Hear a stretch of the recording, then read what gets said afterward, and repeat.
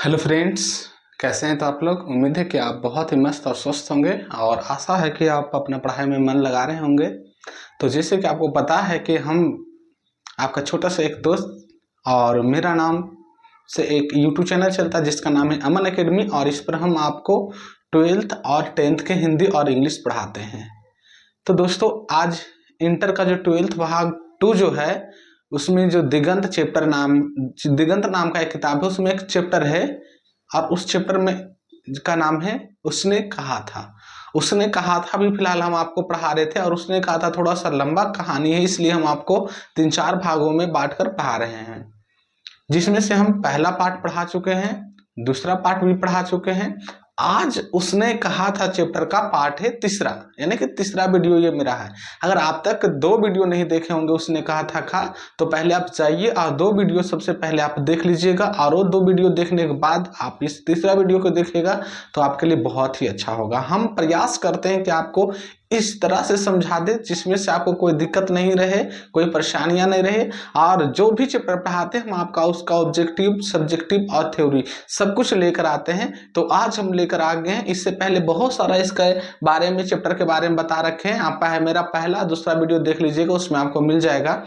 आज उनके बारे में, इसी चैप्टर से रिलेटेड कुछ और चीजों को लेकर आए हैं, और थोड़ा सा हम बुक भी पढ़ाएंगे, तो आशा है कि आपको समझ में आएगा। तो देखिए दोस्त, उसने कहा था का जो लेखक है, आपको पहले ही बता दिए हैं कि उसने कहा था का लेखक चंद्र शर्मा गुलेरी हैं, और उनके बारे में जन्म कब हुआ, मृत्यु कब हुआ, किस गांव में हुआ, किस गांव में नहीं हुआ, ये सारे हम पहले वाले वीडियो में बता रखे हैं। आज हम उसके आगे बता रहे हैं। जो पहला और दूसरा वीडियो में जो बात मैंने बताई वो बात मैं तीसरा वीडियो में नहीं लिखा हुआ, तीसरा वीडियो में कुछ नया बता रहे हैं।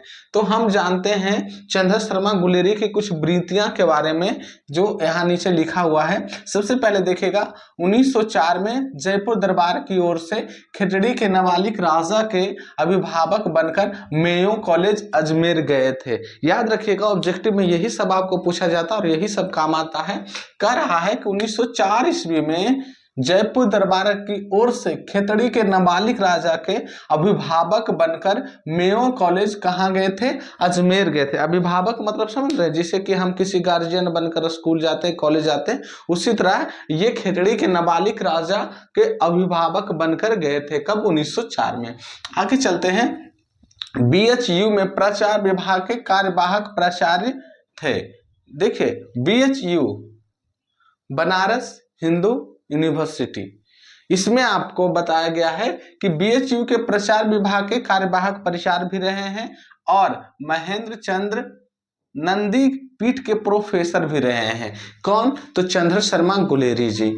आगे इसमें देखिएगा, लहना सिंह के बारे में कुछ बातें को हम बताते हैं, क्योंकि ये कहानी पूरा लहना सिंह पे ही टिका हुआ है। तो हम लहना सिंह के कुछ बात को जानते हैं।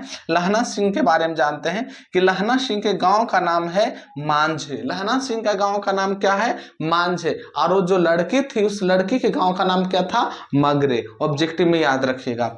मृत्यु, इनकी मृत्यु जो है बजरा सिंह के गोद में हुई थी। लहना की मृत्यु कहाँ हुई थी? बजरा सिंह की गोद में।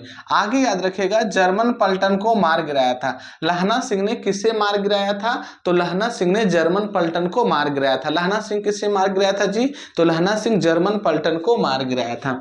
आगे याद रखिएगा, इंग्लैंड के तरफ से युद्ध लड़ रहा है। लहना सिंह किसके तरफ से युद्ध लड़ रहा है? तो लहना सिंह इंग्लैंड के तरफ से युद्ध लड़ रहा है। आगे चलते, सूबेदार। सूबेदार कौन है? तो सूबेदार है हजारा सिंह। सूबेदार के पोस्ट पर कौन है? तो सूबेदार के पोस्ट पर हजारा सिंह है। सूबेदार एक पोस्ट होता है, जिसे चौकीदार एक पोस्ट होता है। चलो आगे चलते हैं। विदूषक कौन? उस पलटन का विदूषक का क्या नाम था? तो पलटन का विदूषक का नाम है बजरा सिंह, और जो एक विदूषक है, विदूषक मतलब जोकर होता है, याद रखिएगा। इस कहानी में एक बात बोली गई है, कहा गया है, बिना फेरे घोड़ा बिगड़ता है और बिना लड़े सिपाही।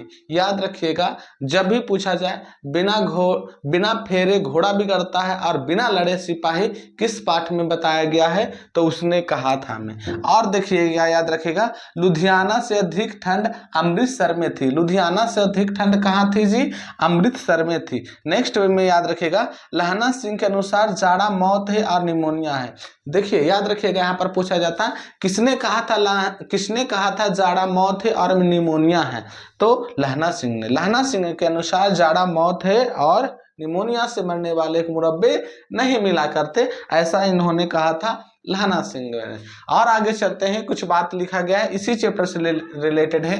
नेक्स्ट यहाँ पर बताया गया, एक एक अकालिया सवा सिख लाख के बराबर होता है। ये कौन सा पाठ में आया है, तो उसने कहा था पाठ में आया है कि एक एक अकालिया सवा सिख लाख के बराबर होता है।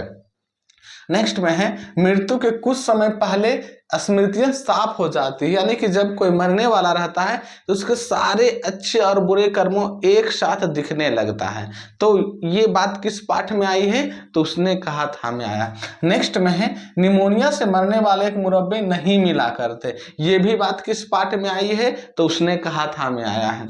तेरी कुड़माई, यानी कि कुड़माई का अर्थ ऑब्जेक्टिव में पूछा जाता है, कुड़माई का अर्थ क्या होता है, तो कुड़माई का अर्थ सगाई या मंगनी। याद रखिएगा, कुड़माई का अर्थ क्या होता है, सगाई या मंगनी। और लहना सिंह ने पूछा था किससे, सूबेदारनी से, क्या तेरी कुड़माई हो गई है, तो उसने आंखें चढ़ाकर धत कहकर चली गई थी।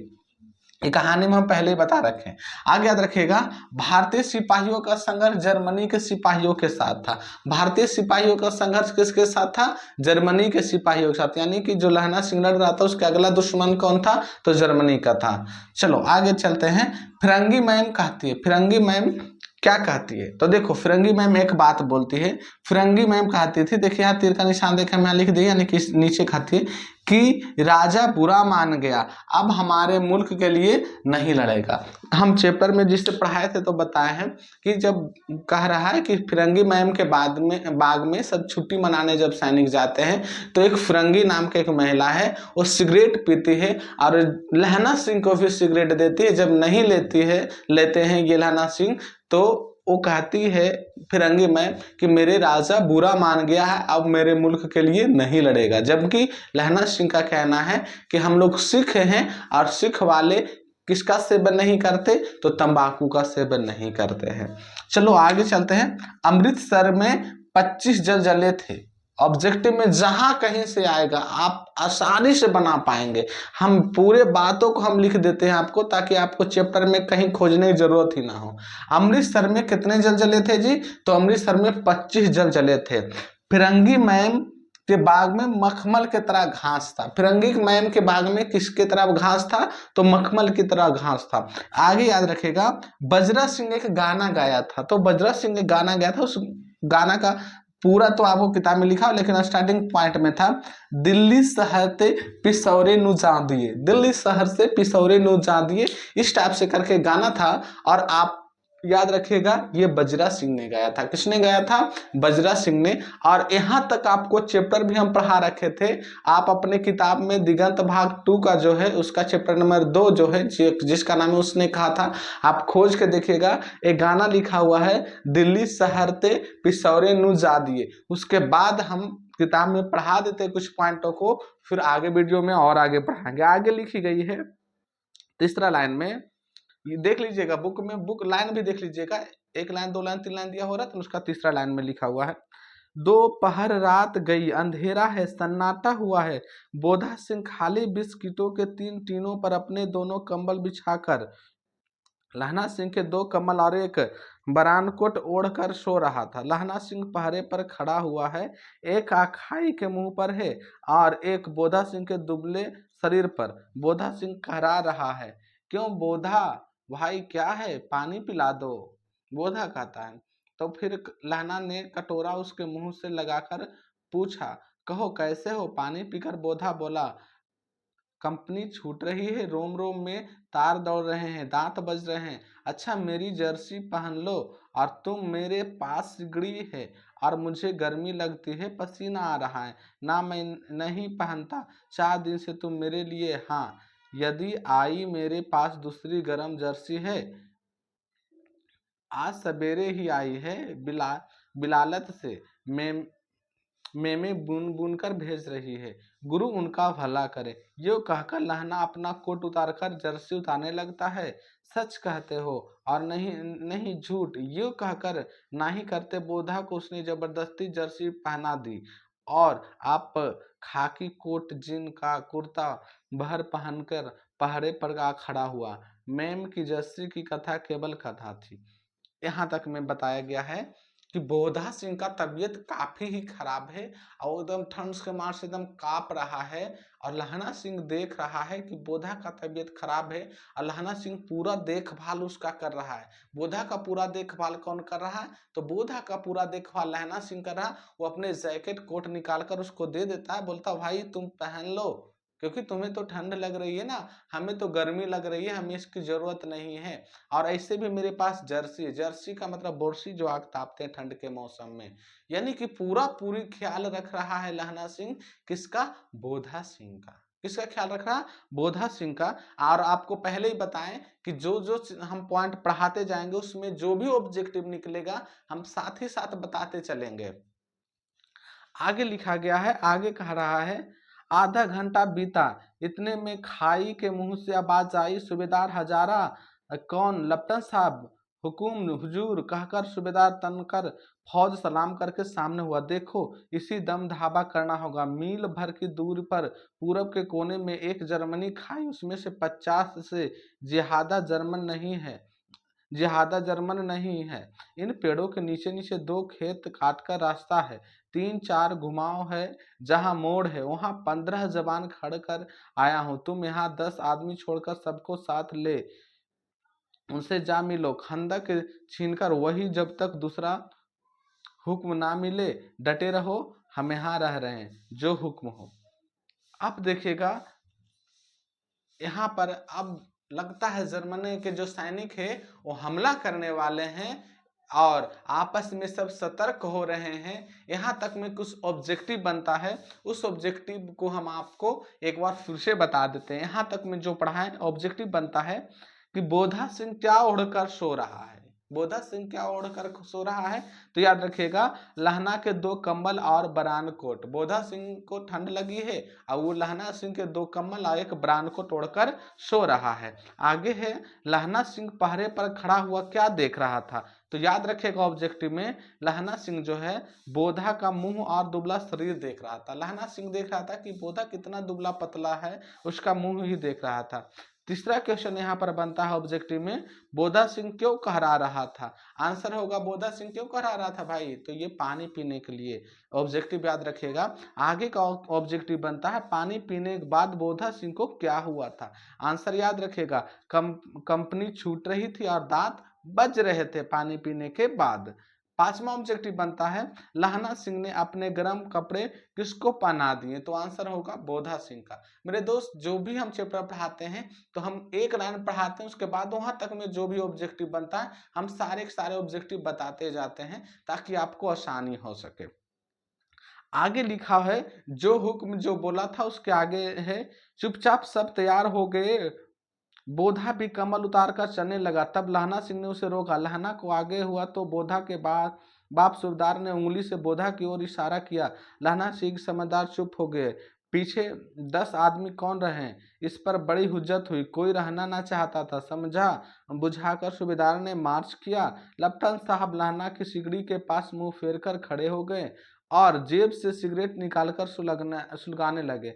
10 मिनट बाद उन्होंने लहना की ओर हाथ बढ़ाया, कहा लो तुम भी पियो। अब देखो, लड़ाई जब शुरू होने लगी तो सब जहां तहां अपना अपना ड्यूटी शुरू करने लगा। लेकिन बोधा सिंह को भी ठंड लगा था, लेकिन फिर भी उसने सोचा कि मैं दौड़कर जाऊं और हम भी अपना ड्यूटी करें। लेकिन वहां पर उनके पिता जो सूबेदार हजारा सिंह इशारा गया कि तुम्हें आराम करने की जरूरत है, तुम आराम करो। तो सारे सैनिक लड़ने के लिए गए और वहां पर आराम करने लगा बोधा सिंह और उसके साथ था लेफ्टिनेंट साहब। लेफ्टिनेंट साहब कौन है जी? तो पलटन का विदूषक है। आराम करने लगे और लेफ्टिनेंट साहब एक सिगरेट निकाले और पीने लगे आराम से। आगे कर रहा है और बोधा को भी देने लगे कि लो तुम भी लो। आंख मारते मारते लहना सिंह सब समझ गया, मुंह का भाव छिपाकर बोला, लाओ साहब। हाथ आगे करते ही उसने सिगड़ी के उजाले में साहब का मुंह देखा। बाल देखो, अब उसका माथा ठकना। लेफ्टिनेंट साहब के पट्टियों वाले बाल एक दिन में कहाँ उड़ गए और उनकी जगह कैदियों के से कटे हुए बाल कहाँ से आ गए? याद रखिएगा, लेफ्टिनेंट साहब का बाल कैसा था जी? तो असली लप्टन साहब का बाल घुंघराले था। लप्टन साहब का बाल कैसा था? घुंघराले था। ऑब्जेक्टिव में याद रखिएगा, यहाँ से ऑब्जेक्टिव बन रहा और सारे ऑब्जेक्टिव हम बता रहे हैं। पहला ऑब्जेक्टिव यही बनता है, लप्टन साहब का बाल कैसा था? तो लप्टन साहब का बाल घुंघराले था जी। आगे ऑब्जेक्टिव बनता है, सूबेदार हजारा सिंह को क्या आदेश मिला था? तो देखिए यहाँ का रहा है, इसी वक्त धावा करने का आदेश। सूबेदार हजारा सिंह को क्या आदेश मिला था? तो इसी वक्त धावा करने का आदेश मिला था। खाई में कितने जर्मन सिपाही थे? तो खाई में लगभग 50 जर्मन सिपाही थे। खाई में लगभग कितने जर्मन सिपाही थे? 50। बोधा सिंह के पिता कौन थे? बोधा सिंह के पिता सूबेदार सिंह थे। कौन थे? सूबेदार थे। लहना का माथा क्यों ठनक गया था? कैप्टन के बाल एक दिन में कहाँ उड़ गए? लहना सिंह ने देखा कि आखिर लप्टन साहब के बाल घुंघराले घुंघराले था, लेकिन आज अचानक एक दिन में इसका बाल कहाँ उड़ गया है। अगला ऑब्जेक्टिव बनता है, कैप्टन के बाल किसकी तरह दिखाई दे रहा था? कैदियों की तरह। यानी कि लेफ्टन साहब जो था उनका बाल बिल्कुल एकदम कैदी की तरह दिख रहा था, जबकि उनका असली बाल कैसा था? घुंघराले था। तो मेरे दोस्त, ये आपको उसने कहा था का जो चैप्टर है, दूसरा चैप्टर जो आपका है, उसमें हम लाइन नंबर 3 तक पढ़ा दिए हैं। ये मेरा तीसरा वीडियो है। चौथा वीडियो में हम चौथा लाइन पढ़ाएंगे। एक वीडियो में एक लाइन पढ़ाते हैं, 2 वीडियो में दूसरा लाइन, 3 वीडियो में तीसरा लाइन, चौथा वीडियो में हम चौथा लाइन पढ़ाएंगे।